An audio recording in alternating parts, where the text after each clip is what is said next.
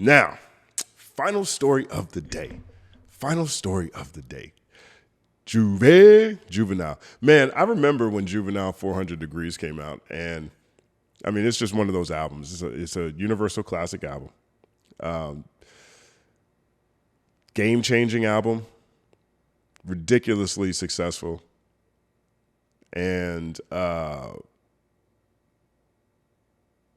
it was amazing watching him perform it on Tiny Desk, the songs he did on Tiny Desk.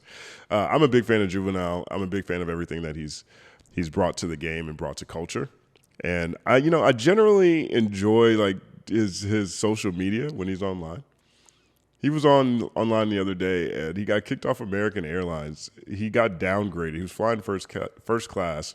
I guess they switched to a smaller plane.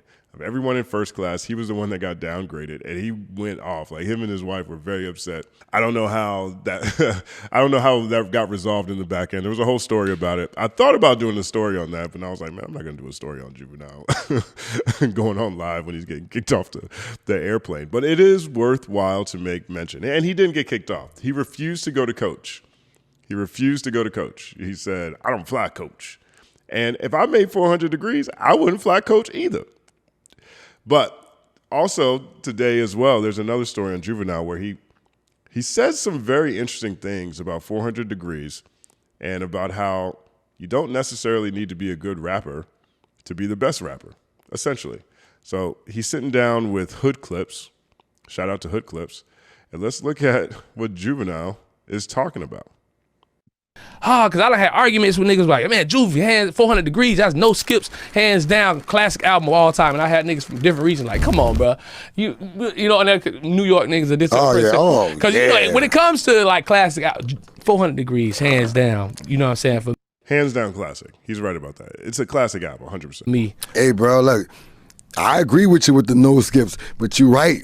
You're right about the up north, and yeah, some of those cats, man, they got their own definition of what they call hip-hop, right? And Southern hip-hop we don't fit the bill in certain parts. Lyricism, you know what I mean? They don't know me. That's why I always say, oh, you don't know me very well. Yeah. I could turn it up, I could turn it out. I do what I want to do. Like, that's the difference. Like, a hit is a hit. You don't have to be the best rapper. And look, man, some of the best rap, they got some motherfuckers could rap they asshole. Come on, man. But can't make a fucking hit. That shit don't mean nothing. The best rap in the world don't mean nothing if you ain't got no fucking hits. Like, go. I mean, it depends on how you look at that now. I understand his perspective, where he's coming from. And it also depends on what your definition of a hit is, right? We've seen enough independent success stories who don't have a great Billboard history. I'm not sure how many times Doom has ended up on Billboard, but I know that he is a cultural titan. I know he's one of the most influential artists of the past 25 years. I'm not sure how many Billboard Hot 100 songs Rock Marciano has. I know that he sparked an entire wave. Same thing with Griselda. You know, I mean, up until pretty recently, you could say that about Killer Mike, as a solo artist anyway. So, you know, it depends on what your definition of success is. Sometimes some people's definition of success is just being someone who makes music for a living. Things get skewed when you start saying sales as the measure, which, you know, honestly, we talked about that when reviewing the top 50 Atlanta rappers list. Sales are important if you want to talk about impact. And I think this is what Juvenile's talking about. Check the numbers. Niggas always talk about, man, Nas, Jay-Z, Yeah. Okay, who sold the most records? I think that's what counts, right? Yeah. Let's not go off let's just do numbers. You know what I'm saying? Yeah. Let's see who sold the most records on each solo album. Let's go just pick your.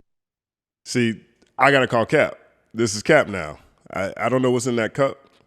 I'm not sure if his point is coming across clearly at this point in time. And Nas, I understand. You know, Nas is another artist who has had a lot of commercial success, definitely. But, you know, he's not a commercial titan. He's been able to achieve everything he has off the power of his pen and also be considered one of the greatest rappers of all time, if not the greatest rapper of all time. Jay-Z, on the other hand, I don't know if Juvenile's got an album that's outsold. I think if you look at Juvenile's top album and Jay-Z's top album, Jay-Z comes out on top in this metaphor. Let's see where Juvenile goes first. Your best Nas album, pick your best Jay-Z album, right? Yeah. And I'm gonna take 400. And you tell me who sold the most on that solo album. I'm taking 400. All right, I'll take that bet. Let's take that bet. He said the best Jay-Z album. That's subjective, so we can't really just say that.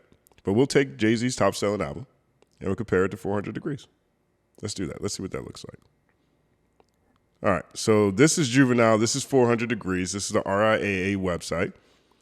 And 4-time platinum. 4-time platinum. 4-time platinum. That's crazy. You see me, I eat, sleep, shit, and talk rap. You see that 9 a.m. I said it's on TV, I bought that. 4 times platinum is kind of crazy. His next project was G-Code, that did 1 million. Juvie the Great, that did 1 million. So he's got 3 platinum records. That's kind of crazy. That's actually really crazy. All right, so let's take a look at Jay-Z. Jay-Z, Volume 2, Hard Knock Life, 6 million. 6 million. 6 million. I know the point that Juvenile's trying to make. I don't think that Jay-Z is the best example. If he had stopped at Nas and just said Nas, sure. Right? Because we got Nas over here too. Nas is Stillmatic is 1 million. Illmatic just did 2 million. It went 2 times platinum in 2019. It took a long time. I mean, it took 5 years to go platinum. It took 23 years to go double platinum. You know, so Nas, and that's Nas' biggest album, but, you know, Life is Good is gold. But Nas is, you know, I don't think this takes away from how dope they are, but Juvenile doesn't have an album that sold 6 million records. And even if you really do, let's say you take it up a notch. Like, I know people like to talk ish about Nelly, but Nelly was rapping. You know, Country Grammar was one of the biggest albums ever. Only Dudes, Moving Units, and Pimp Juice and Us. And Eminem is a super MC. Super MC. You know? So I don't know, man. I got to call cap on you, Juvie. Got to call cap on you. Because you decided to use Jay-Z as your benchmark. And he's 2 million ahead of you. I personally think Jay-Z is a much better lyricist, rapper than Juvenile is. But Juvenile is an incredible MC in his own right, an incredible rapper in his own right. And he sold 4 million records off of 400 Degrees. I just, you know, I don't know. Now, maybe his definition of best is a little different, right? So like Jay-Z's, every other Jay-Z album, I think, is sitting right around 3 million. Here's the Blueprint, for example. That's 3 million. To me, that's Jay-Z's best album. Right, so that's 3 million. So, you know, he's ahead of Juvenile, or Juvenile's ahead of the Blueprint. You know, but best is subjective, right? 444, 2 million, right? Magna Carta, ill, gross, skip. You know, Paris. Let's see what Paris did. That's actually a good one. 10 million. Oh, that's the song. My bad. That's the song. I was about to say 10 million. No, that's the song. My bad. I got Watch the Throne mixed up. Blueprint 3. Let's see what that looked like. That's just a song. Black Album. Let's see. This is interesting. 4 million for the Black Album. That's one of his 3 best albums. I mean, that's probably my second or third favorite Jay-Z album. That's 4 million. So he's got two albums that are right there with Juvenile's 400 Degrees. I'm calling cap, Juvie. Calling cap. Let's see where he goes. I'm just telling you. I'm telling you. Yeah. Numbers don't lie, man. Don't lie. And I always tell cats, like, when they say about this cat, this cat did this, he did that. Yeah, you're right. Go pull up Billboard numbers pull up all-time record sales per album.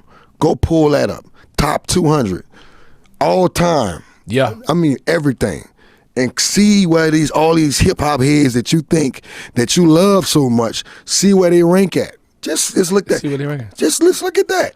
Before you can manipulate numbers. You can Google that up. Yeah. You can Google it. You can just put it. I posted it one time because I wanted people to see it. You know what I'm saying?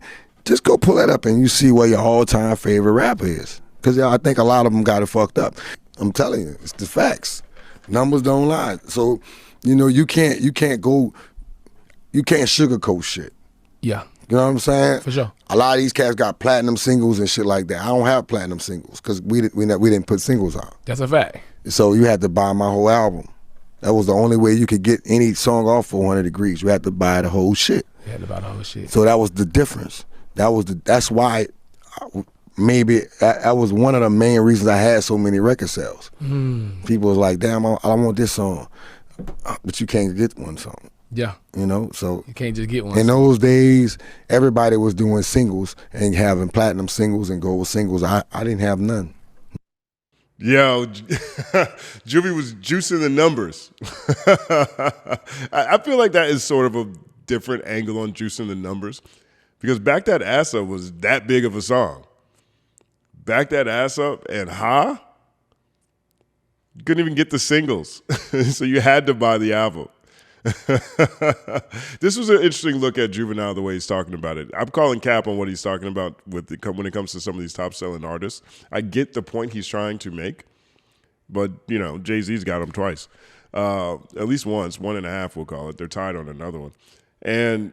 But the fact that they didn't even make singles available at that point in time. We're unquestionably in a singles era now.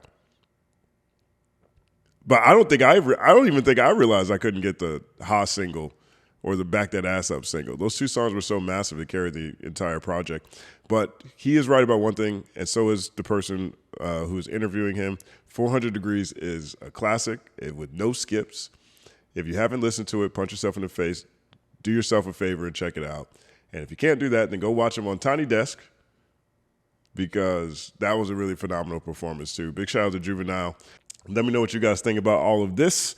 My name is Justin Hunt. Like and subscribe to the channel. Follow at The Company Man on everything. It's all happening.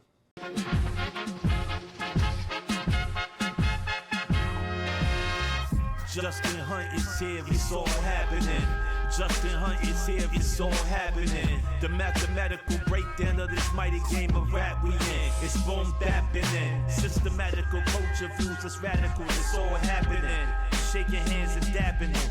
Life through the lens of hip hop, from trip hop to yes, y'all, you don't stop, you don't stop.